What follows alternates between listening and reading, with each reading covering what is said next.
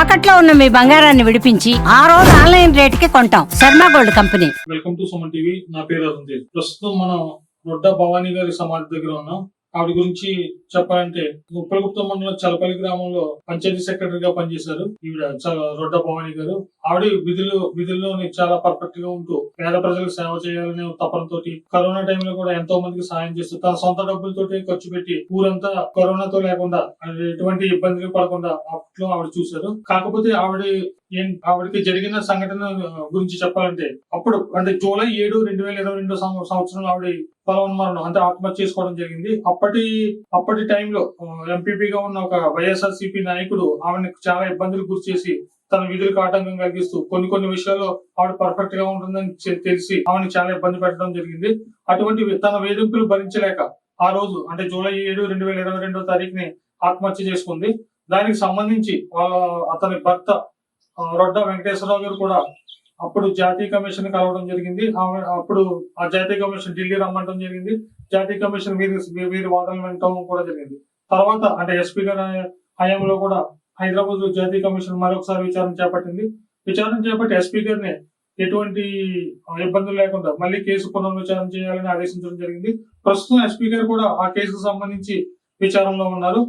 ఇక్కడ ఏంటంటే వాళ్ళ భర్త గాని వాళ్ళ పిల్లలు గాని తమకు జరిగిన అన్యాయాన్ని అంటే అప్పట్లో తమని ఇబ్బంది చేసిన నాయకులు ఎవరైతే ఉన్నారో వాళ్ళకి శిక్ష పడి వాళ్ళకి న్యాయం జరగాలని వాళ్ళు ఇప్పటికీ పోరాటం చేయడం జరుగుతుంది.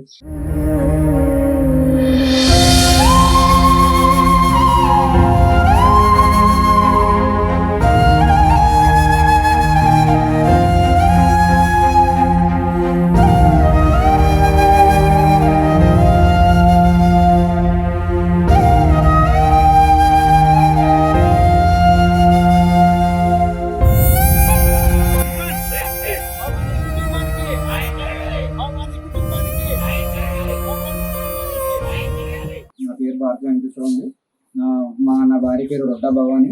Doctor BR. అంబేద్కర్ కోనసీమ జిల్లా ఉప్పలగుప్తం మండలం చల్లపల్లి పంచాయతీ గ్రేడ్ 1 సెక్రటరీగా పనిచేసేది. నా భార్య 7/7/2022 ఆత్మహత్య చేసుకోవడం జరిగింది. దీనికి ప్రధాన కారణం అక్కడ వైసీపీ కార్యకర్త మాజీ మంత్రి పింపేశ్వరపు ప్రధాన అనుచరుడు దంగేటి రాంబాబు దీనికి కారణం. దంగేటి రాంబాబు అక్కడ ఏం చెప్తే అదే చేయాల పంచాయతీలో, లేదంటే ఆయన ఏ ఉద్యోగినైనా సరే ఇబ్బంది పెడుతూనే ఉంటాడు. అలాగే నా భార్యను కూడా చాలా ఇబ్బంది పెట్టడం జరిగింది.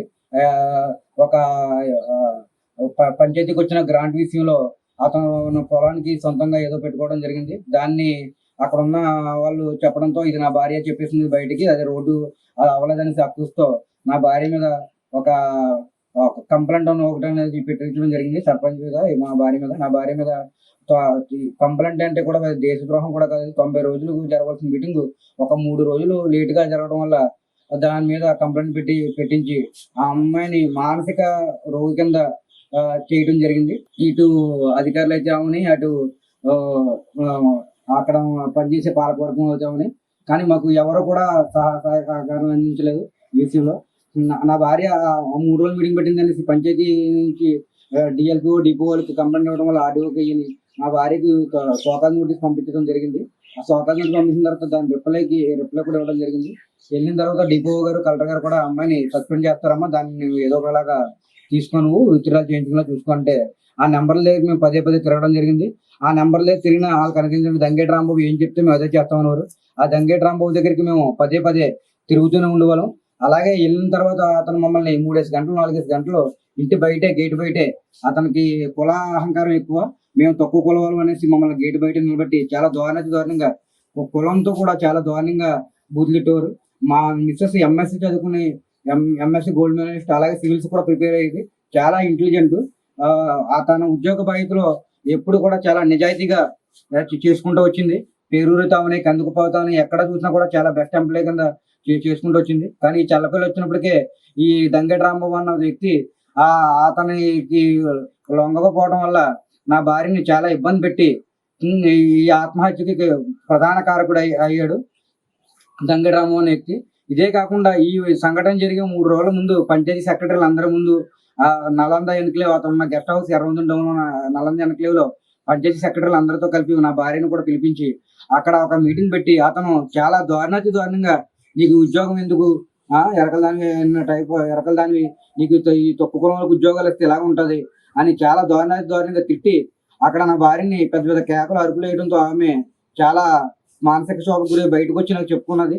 చెప్పిన తర్వాత అంతేకాకుండా మీ ఆయన నా కోసం మండలంలో ఏదో చెప్తున్నాడంట, చెప్తే నిన్ను మీ ఆయన నా గురించి తెలియదేమో లారీ ఎక్కి చంపించేస్తానని బెదిరించడం కూడా జరిగింది. ఇలా చేయడం వల్ల నా భార్య మానసిక శోభకు గుర్తి అది జరిగిన 3 రోజుల్లో ఈ ఆత్మహత్యకు పాల్పడడం అనేది జరిగి సూసైడ్ చేసుకుని చనిపోవడం జరిగింది. దీనికి ప్రధాన కారణం దంగెటి రాంబాబు. నేను దీన్ని కోరుకునేది ఏంటంటే సుమన్ టీవీ ద్వారా నాకు ఈ న్యాయం చేస్తారనేసి ఈ సుమన్ టీవీ ద్వారా ఇప్పుడున్న ప్రభుత్వాన్ని కూడా వేరుకుంటున్నాను. ప్రజల పక్షాన ప్రజల ప్రభుత్వం అనే ఈ ప్రభుత్వం ద్వారా నాకు ఈ న్యాయం జరగాలని కోరుకుంటూ సుమన్ టీవీ వారికి తెలియదు. రొడ్డా భవానీ న్యాయ పోరాట సమితి కన్వీనర్, పంచాయతీ ఉపప్రభుత్వం పంచాయతీ సెక్రటరీగా పనిచేసినటువంటి రొడ్డా భవానీ గారు 2022 జూలై 7వ తారీఖున ఆత్మహత్య చేసుకోవడం జరిగింది. దానికి కారణం ఏంటంటే దంగేటి రాంబాబు వైసీపీ నాయకుడు వేధింపుల వల్లే ఆవిడ ఆత్మహత్య చేసుకుంది. మాకు విషయం తెలిసిన వెంటనే భవానీ గారి ఇంటికి వచ్చాం. దళిత సంఘాలుగా మొత్తం ప్రజా సంఘాలు అందరూ కూడా వచ్చి అక్కడ మొత్తం ఏం జరిగింది అనేది అక్కడ ఎంక్వైరీ చేసేటప్పటికి రాంబాబు వల్లే ఆత్మహత్య చేసుకుందని చెప్పేసి కుటుంబ సభ్యులు చెప్పడం, ఈ లోపల పోలీసు వారు రావడం.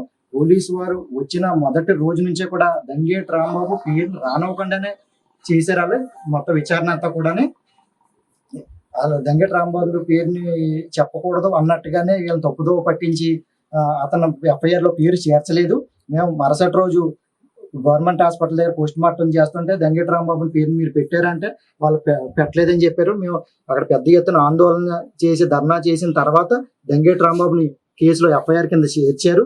కానీ చేసినా కూడా ఎక్కడా కూడా పోలీసు వారు అప్పుడు ఉన్నటువంటి DSP ఎక్కడా కూడా దంగేటి రాంబాబు అన్న అతన్ని విచారణ కూడా పిలవకుండా అతను కేసు నుండి తప్పించారు.